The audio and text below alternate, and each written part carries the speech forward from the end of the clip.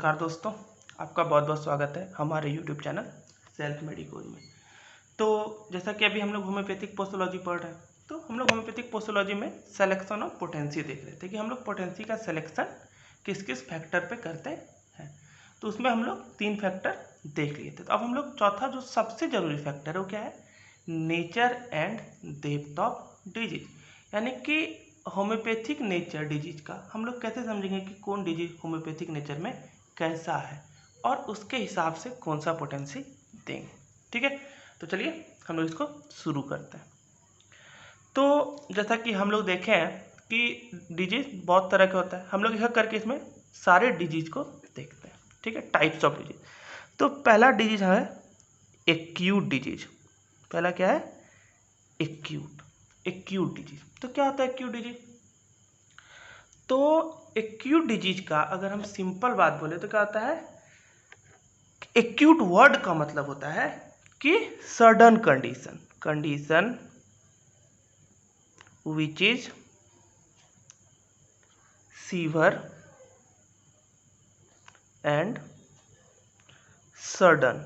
ठीक है, एक्यूट का मतलब क्या होता है, condition which is sewer and sudden, यानी कि कोई कंडीशन जो कि तुरंत हो गया। अभी हम ठीक थे, अभी सही से घूम रहे थे, एकाएक हमको वोमिटिंग होने लगा। तो डेट इज क्या, सीवर और सडन, यानी कि वोमिटिंग हुआ तो तुरंत हम अनस्टेबल हो गए, यानी कि बहुत तेज का झटका हमको थोड़ी देर में लग जाता है। That is called acute disease. ठीक है, तो एक्यूट डिजीज में क्या होता है, एक्यूट डिजीज में कोई भी स्ट्रक्चरल चेंजेस नहीं आता, यानी कि आपका कोई ऑर्गन में कोई चेंजेस नहीं आता है। तो इसमें क्या होता है, नो स्ट्रक्चरल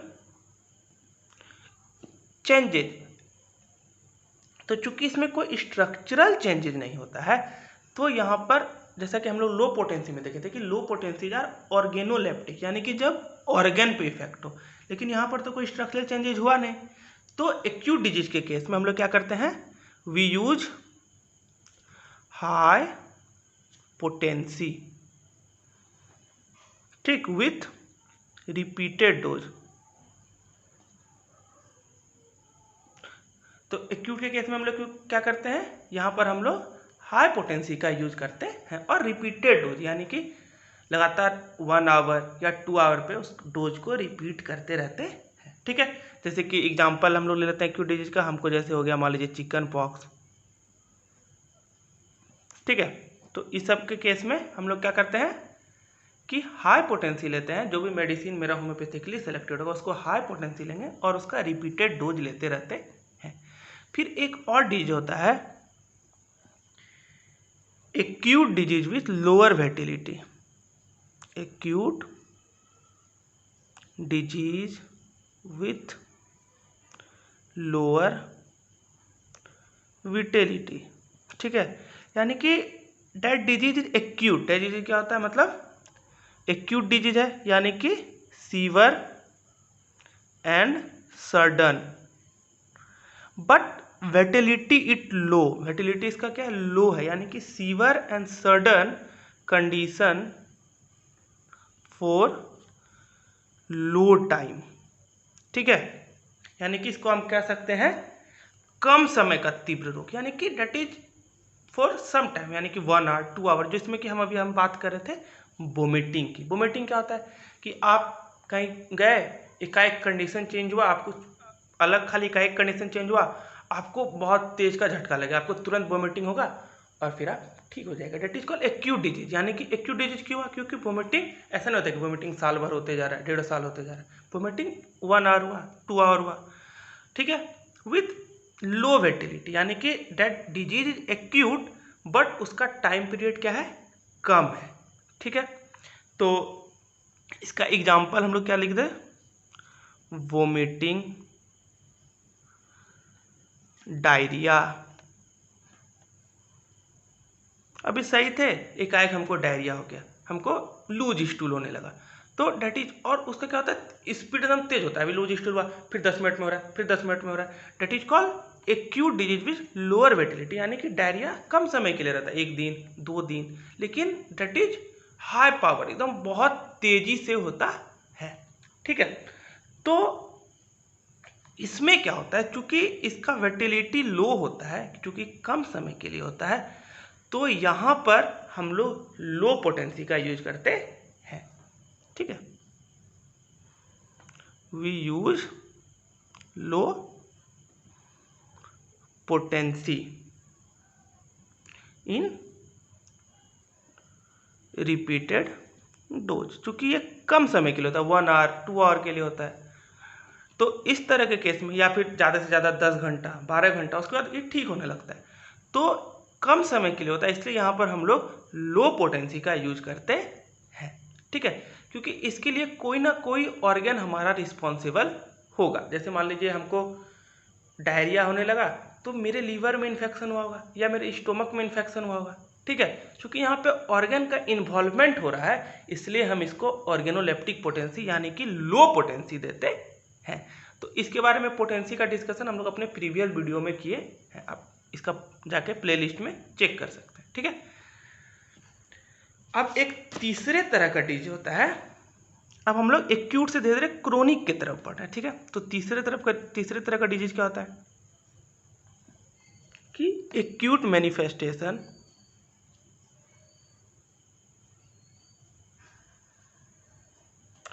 ऑफ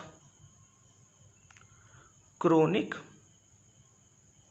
डिजीज, यानी कि हमारा डिजीज कैसा है, क्रोनिक है, यानी कि disease stay for long time. Disease हमारे शरीर में लंबे समय तक रहेगा, लेकिन उसका मैनिफेस्टेशन यानी कि सिम्टम कैसा शो कर रहा है, इंटेंस सिम्टम शो कर रहा है। ठीक है, तो ऐसे में क्या होता है कि दो तरह का होता है एक्यूट मैनिफेस्टेशन ऑफ डिजीज में, दो हो जाता है। एक में होता है कि ग्रॉस एनाटोमिकल चेंज आता है, यानी कि हमारे बॉडी में चेंज आता है, और एक में चेंज नहीं आता है। ठीक है, तो हमें लिख देते हैं पहला विथ ग्रॉस चेंज, यानी कि हमारे किसी ऑर्गन में चेंज आएगा, किसी ऑर्गन का फंक्शन में चेंज आएगा। ठीक है, तो अगर ऑर्गेनिक चेंज आ रहा है बॉडी में, तो इस तरह के केस में चूंकि ऑर्गेनिक चेंज आ रहा है, तो यहाँ कैसा पोटेंसी हो गया, आप ही बताइए, ऑर्गेनोलेप्टिक पोटेंसी। ठीक है, तो ऑर्गेनिक चेंज आ रहा है यहाँ पर विथ ग्रॉस चेंजेस, यहाँ लिख देते हैं एनाटोमिकल। ठीक है, तो एनाटोमिकल चेंजेस हमारे शरीर में आ रहा है, तो जिसके कारण हमारा क्या हो जाएगा, लो पोटेंसी। ठीक है, और एक होगा विदाउट ग्रॉस चेंज, या फिर आप इसको कह सकते हैं एट स्टार्टिंग टाइम, यानी कि डिजीज अभी हमारे शरीर में होना ही शुरू हुआ है। फॉर एग्जांपल कि हम बाहर गए और हमारे शरीर में भी बैक्टीरिया या वायरस का प्रवेश हुआ ही है, तो 2-3 दिन बाद इसका सिम्टम्स होगा। तो अगर हमको पहले से कुछ सेंसेशन में चेंजेज लग रहा है, अगर हम उसको शुरुआती स्टेज में पकड़ लेते हैं, यानी कि अभी तक वो ग्रॉस एनाटोमिकल चेंज नहीं कर पाया है, तो अब जब एनाटोमिकल चेंज हुआ नहीं है, तो क्या होगा, कंप्लीट बॉडी में होगा। तो बॉडी जब कंप्लीट बॉडी को कोई पोटेंसी से हम करते थे, तो कौन पोटेंसी होता था, that is called high potency. हम लोग पोटेंसी का सिलेक्शन में देखे तो जब पोटेंसी का टाइप पढ़ रहे थे, तो क्या लिखेंगे यहाँ पर, वी रिक्वायर हाई पोटेंसी।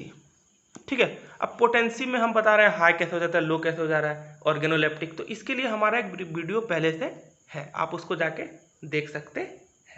ठीक है, तो चलिए अब हम लोग आगे बढ़ते हैं।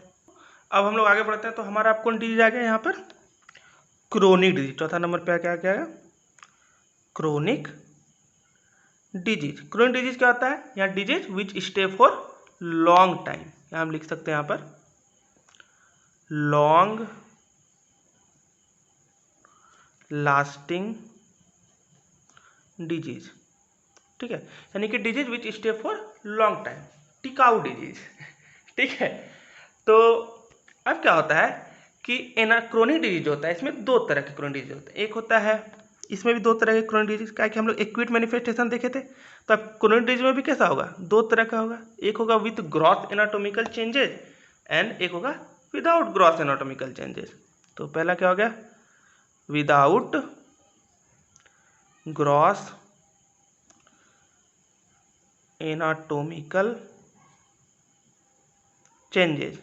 ठीक है, इसका एग्जाम्पल क्या हो गया भैया, ग्रॉस जिसमें कि एनाटोमिकल चेंजेस नहीं आएगा। एग्जाम्पल क्या हो गया, माइग्रेन, आपको आधा माथे में दर्द करेगा, लेकिन वहाँ पर कोई एनाटॉमिकल चेंज नहीं। अगर आप मतलब माइंड का अगर आप टेस्ट करवाइएगा, सीटी स्कैन करवाइएगा या कुछ भी करवाइएगा, तो आपके माइंड में कोई ट्यूमर का फॉर्मेशन नहीं हुआ रहेगा, ना ही कोई किसी प्रकार का आपके ऑर्गन को डैमेज किया रहेगा। ठीक है। एक डिजीज होता है न्यूरोसिस। ठीक है, एक डिजीज क्या होता है? न्यूरोसिस। न्यूरोसिस क्या होता है ना, एक मेंटल डिजीज है जिसमें क्या होता है ना कि आपको हमेशा डर लगा रहता है। ठीक है, न्यूरोसिस क्या होता है? फियर, आपको मतलब हमेशा डर होता है ना, किसी भी चीज़ से आपको डर है कि आप हमेशा सोचते रहेंगे कि आदमी ये मेरे बारे में क्या सोचता होगा। आप कोई काम करने जाएंगे तो आपको एक अंदर से डर बना रहे कि अरे हम जाएंगे तो लोग क्या सोचेगा। That is a disease, neurosis, इसको हम लोग क्या कहते हैं? न्यूरोसिस।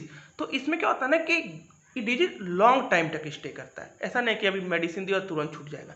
तो और इसमें क्या होता है कि आपके ऑर्गन में किसी प्रकार का चेंज नहीं आता है। ठीक है, तो विदाउट ग्रॉस एनाटॉमिकल चेंज का एग्जांपल हम लोग देखें तो अब जब ग्रॉस एनाटॉमिकल चेंजेस आया ही नहीं तो इसके लिए हमको क्या पोटेंसी यूज करना पड़ेगा? हाई पोटेंसी साइकिक पोटेंसी का यूज करना पड़ेगा, ताकि बॉडी से लेके पूरे माइंड तक सब जगह वो जाके काम करे। तो हम कैसा पोटेंसी यूज करेंगे? हाई पोटेंसी का यूज करते हैं। ठीक है, अब हमारा दूसरा आता है, ब्लू पेन से लिखते हैं क्या? विथ ग्रॉस एनाटॉमिकल चेंजेस, यानी कि ऐसा क्रोनिक डिजीज जिसमें कि हमारे बॉडी का एनाटॉमिकल चेंजेस आया। ठीक है, हमारे बॉडी में एनाटॉमिकल चेंज हुआ। तो ऐसे कंडीशन में जैसे कि मान लीजिए मेरा लीवर में कोई डैमेज हो गया है, मेरा किडनी काम करना बंद कर दिया, that is called chronic disease. एक दिन में ठीक नहीं होगा, और इसमें चूंकि एनाटॉमिकल चेंजेस आ चुका है तो इस तरह के केस में ऑर्गेनोलेप्टिक पोटेंसी का यूज करते हैं। और ऑर्गेनोलेप्टिक पोटेंसी क्या होता है? That is low potency. We use low potency और मीडियम पोटेंसी। ठीक है, और एक क्रोनिक डिजीज होता है मेंटल क्रोनिक डिजीज। क्या होता है? मेंटल क्रोनिक डिजीज, जो कि मेंटल से रिलेटेड क्रोनिक डिजीज होता है, यानी कि आपको कोई दिमाग का बीमारी है जो कि बहुत दिन से चलता आ रहा है। तो तीसरा क्या आता है हमारा? Mental disease. तो मेंटल डिजीज में क्या होगा? अब आपको लग रहा हो कि मेंटल डिजीज है, यहाँ पर तो हमको साइकिक पोटेंसी का यूज करना होगा। साइकिक पोटेंसी यानी हाई पोटेंसी, लेकिन यहाँ पर मेंटल डिजीज में हम लोग लो पोटेंसी का यूज करते हैं। क्यों यूज करते हैं लो पोटेंसी? आपके मन में क्वेश्चन आएगा कि मेंटल डिजीज है, हम लोग तो साइकिक पोटेंसी पढ़े थे, तो यहाँ पर लो पोटेंसी यूज क्यों करते हैं?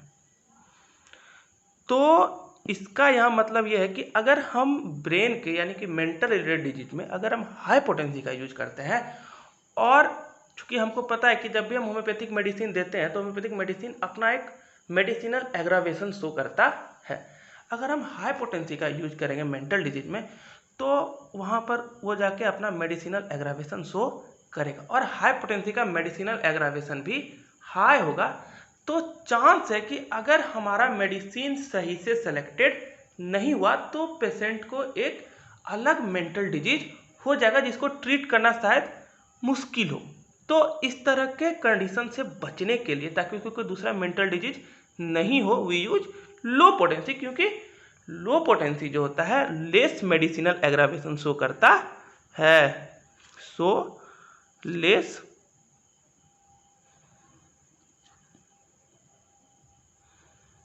एग्रावेशन। ठीक है, मेडिसिनल एग्रावेशन क्या होगा? लेस शो करेगा। ठीक है, अब एक होता है इनक्यूरेबल डिजीज।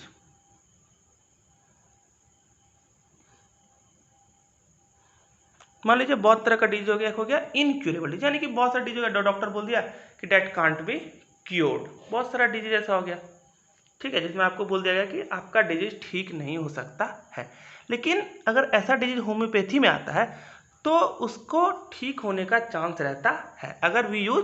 अगर हम लोग 50 मिलीस्मॉल स्केल का यूज करते हैं तो इस तरह के डिजीज इनक्यूरेबल डिजीज भी ठीक हो जाते हैं। बहुत सारे इनक्यूरेबल डिजीज जैसे बोलता है कि विटिलिगो आपका ठीक नहीं होगा, ठीक है, मैं ऐसा एलोपैथी कंसेप्ट में बोला जाता है कि विटिलिगो आपका ठीक नहीं होगा, सफ़ेद दाग आपका ठीक नहीं होगा। लेकिन अगर आप होम्योपैथी में इसका इलाज कराते हैं तो इस डिजीज को ठीक होने का चांस होता है। यानी कि we use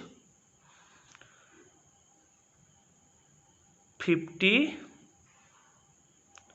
मिलीसीमल potency in repeated doses. यानी कि अगर हम रिपीटेड डोजेज यूज करेंगे 50 मिलीसीमल स्केल का, तो फिर वहाँ पर कुछ चेंजेस शो, कुछ मतलब उसमें अच्छा इफेक्ट दिखाना शो करेगा, पॉजिटिव इफेक्ट हमको दिखने लगेगा और हमारा पेशेंट ठीक भी हो सकता है। ठीक है, अब एक आता है, एक कंसेप्ट है हमारा सीट ऑफ डिजीज।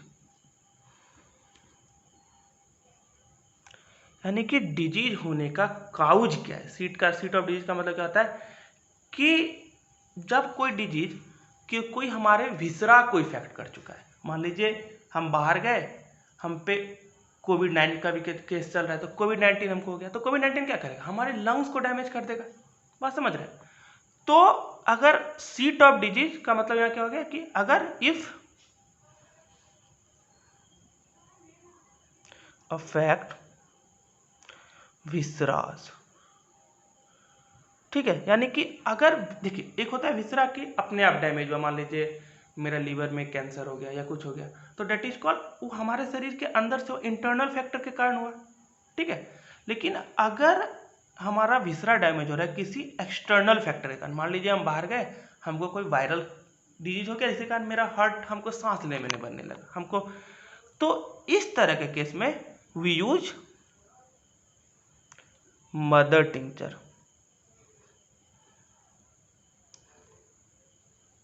तो हम लोग इस ऐसे केस में क्या करते हैं, मदर टिंचर का यूज करते हैं। अब आपके दिमाग में क्वेश्चन आ रहा होगा कि मदर टिंचर का यूज तो होम्योपैथी में होता ही नहीं है, क्योंकि होम्योपैथी का कॉन्सेप्ट है, हम भी बोले हैं कि होम्योपैथी में वी यूज मिनिमम डोज, एकदम कम से कम पोटेंसी देना है। लेकिन होम्योपैथी का जो कंसेप्ट है, तो होम्योपैथी क्या बोलता है हमारे डिजीज को, disease is A D arrangement of vital force. यानी कि हमारा शरीर का जो वाइटल फोर्स है उसमें डी अरेंज जब होता है किसी नेचुरल काउज के कारण, दैट इज कॉल्ड डिजीज। तो उसमें हम लोग क्या करते हैं, डायनामिक पोटेंसी देने का कोशिश करते हैं, ठीक है, मिनिमम डोज देते हैं। लेकिन यहाँ पर हमको पता है कि मेरा विजरा पैथोजन के कारण हुआ, किसके कारण हुआ है, पैथोजन, यानी कि बाहर के वायरस के कारण हुआ है, that is not from the natural source. ठीक है, वो हमारा बॉडी का derangement of vital force नहीं हुआ है, वायरस का अटैक हुआ है। तो ऐसे केस में हम लोग उसको मटेरियलिस्टिक डोज देते हैं, ठीक है, ताकि वायरस को खत्म कर सके। ठीक है, तो अब हम लोग और आगे बढ़ते हैं। अब हमारा क्या है, previous treatment of the disease. यानी मान लीजिए कोई हमारा डिजीज कोई पर्सन लेके आया, लेकिन उस सबसे पहले हमारे पास नहीं है, यानी कि उसका ट्रीटमेंट पहले ही हो चुका है। तो जी नंबर हमारा क्या पॉइंट है, प्रीवियस ट्रीटमेंट ऑफ डिजीज। ठीक है, यानी कि डिजीज का पहले से ट्रीटमेंट चल रहा था।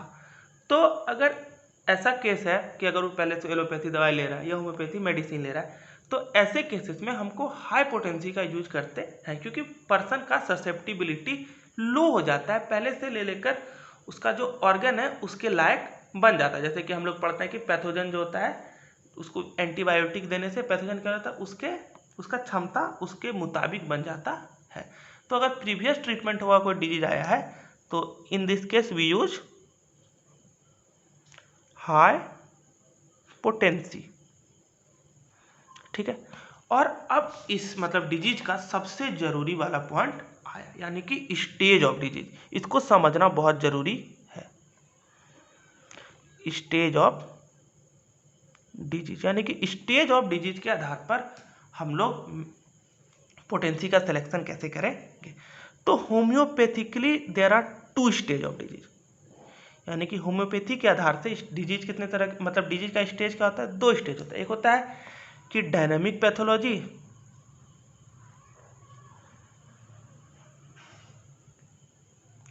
और दूसरा क्या होता है, ऑर्गेनिक पैथोलॉजी। ठीक है, यानी कि होम्योपैथी के आधार पर डिजीज का 2 स्टेज होता है, या तो आपका डिजीज डायनामिक पैथोलॉजी स्टेज में होगा या फिर आपका डिजीज ऑर्गेनिक पैथोलॉजी स्टेज में होगा। अब हमारे मन में सवाल आता है कि डायनामिक पैथोलॉजी क्या होगा और ऑर्गेनिक पैथोलॉजी क्या होगा। ठीक है, तो डायनामिक पैथोलॉजी क्या होता है कि मान लीजिए आप कहीं आपको कोई इन्फेक्शन हुआ, लेकिन मान लीजिए अभी कोरोना समय चल रहा है और हम लोग बाहर घूमने गए, कोविड का वायरस हम पे मेरे शरीर में किसी तरह इन्वेड कर गया, यानी कि मेरे शरीर में आ गया। तो कोविड का वायरस क्या करता है, मेरे लंग्स कैपेसिटी को घटाता है, यानी कि एल्वियोली को जाके वो डैमेज करना शुरू करता है। लेकिन डैमेज करना कितने दिन बाद, आज गए अभी मेरे शरीर में वायरस आया तो अभी तो तुरंत डैमेज नहीं हो जाएगा, इसके लिए समय लगेगा 3 दिन 4 दिन, यानी कि जब तक उसका इफेक्ट ऑर्गन पे नहीं होता है, जब तक पैथोलॉजी का इफेक्ट ऑर्गन पे नहीं होता है, तो उसको हम लोग डायनामिक पैथोलॉजी बोलते हैं। ठीक है, यानी कि बिगिनिंग, इसको हम कह सकते हैं stage from beginning to structural changes, यानी कि जब तक पैथोलॉजी हमारे स्ट्रक्चरल चेंजेस हमारे शरीर में नहीं करवाया है, तो उस समय तक के कंडीशन को हम लोग डायनामिक पैथोलॉजी बोलते हैं। यानी कि पैथोलॉजी को हम किसी एक ऑर्गन पे फिक्स नहीं कर सकते। ठीक है, और ऑर्गेनिक पैथोलॉजी क्या होता है, यानी कि जब स्ट्रक्चरल चेंज हो जाता है from structural changes to onward, यानी कि स्ट्रक्चरल चेंजेज जब हमारे शरीर में हो गया, मान लीजिए हमारा अब एल्वियोली रप्चर करना शुरू हो गया, तो अब हम लोग डायनामिक पैथोलॉजी से ऑर्गेनिक पैथोलॉजी की ओर आ चुके हैं, यानी कि अब हमारे शरीर में ऑर्गेनिक पैथोलॉजी हो चुका है। पैथोलॉजी जो था ऑर्गन को डैमेज करना शुरू कर दिया, स्ट्रक्चरल चेंजेस शरीर में लाना शुरू हो चुका है। तो डायनामिक पैथोलॉजी के केस में चूंकि शुरुआती केस है, तो हम लोग इसमें क्या करते हैं, वी यूज हाई पोटेंसी, लेकिन हाई पोटेंसी का क्या होता है, रिपीटेशन लेस होता है। ठीक है, चूंकि अभी तक डायनामिक में है, यानी कि हमको उसको साइकिक पोटेंसी देना होगा ताकि उस नर्वस सिस्टम के द्वारा पूरे न्यूरल सिस्टम में हमारा मेडिसिन पहुँचे, पूरे बॉडी में पहुँचे और उसको खत्म कर दे। ठीक है, लेकिन जब ऑर्गेनिक पैथोलॉजी होता है, यानी कि अब हमारे ऑर्गन में स्ट्रक्चरल चेंजेज आना शुरू हो गया, तो अब यहाँ पर हम लोग ऑर्गेनोलेप्टिक पोटेंसी का यूज करते हैं, यानी कि लो पोटेंसी। ठीक है, लो पोटेंसी क्या करेंगे, लो पोटेंसी यूज करेंगे, और इसमें रिपीटेशन इसमें भी लेस ही होता है। ठीक है, तो अगर अब आपके मन में क्वेश्चन आ सकता है कि अगर हम डायनामिक पैथोलॉजी में हाई पोटेंसी लें और उसका तुरंत रिपीटेशन करें, मान लीजिए अभी दिए, फिर 1 घंटा बाद फिर दिए, फिर 1 घंटा बाद दिए, तो अगर हम ऐसा करते हैं, यानी कि if we use repeated high potency in dynamic pathology, it get converts into organic pathology, यानी कि अगर हम डायनामिक पैथोलॉजी में हाई पोटेंसी का रिपीटेशन करते हैं, तो हम डिजीज को ठीक नहीं करेंगे, बल्कि डिजीज को ऑर्गेनिक पैथोलॉजी में कन्वर्ट कर देंगे। ठीक है, तो थैंक यू, आज के इस वीडियो में बस इतना ही। तो अगर आपको वीडियो अच्छा लगा तो वीडियो को लाइक कर दीजिए, और अगर न्यू है तो चैनल को सब्सक्राइब कर लीजिए। Thank you.